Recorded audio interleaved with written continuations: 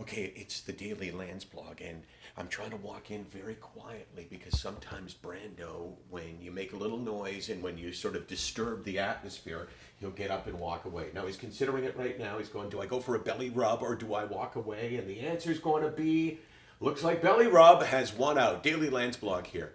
And I want to read you a tweet that I don't think was directed at me, but it was sent to me by somebody, quote unquote, in the family. It's from Kate Ball. A lot of people are asking why I'm depressed.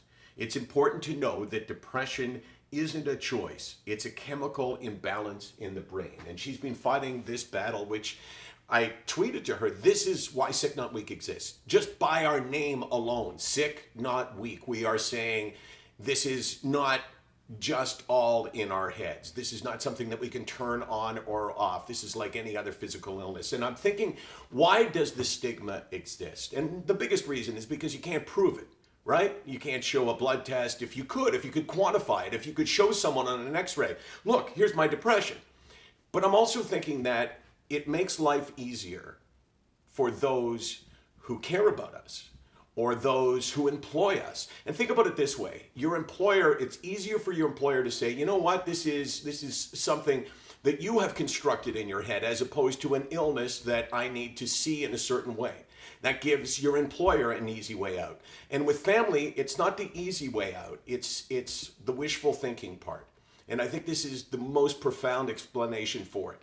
Here's the explanation. If it's parent and it's a child, they don't want to believe that their kid has a serious, real illness, because they think then, what does that mean? They want to believe that it can be fixed easily. They want to believe that, you know what, this is something that with strength, my kid can will away. Because that's how we live our lives as parents. You know, we want the best. And I have done that. And Casey, are you smiling right now with my own wishful thinking with you? I can't see if you're smiling.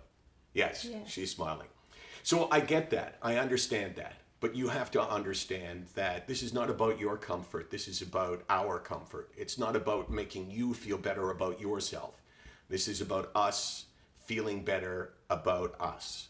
So this message goes to Kate, and this message should be shared, Kate, with anybody who you feel doesn't get you. And I'm talking to them now.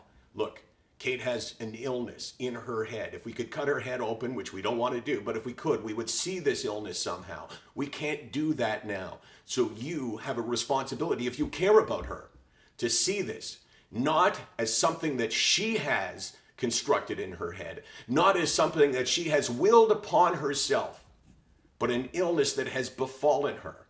There's no blame on her part. It's a sickness, not a weakness.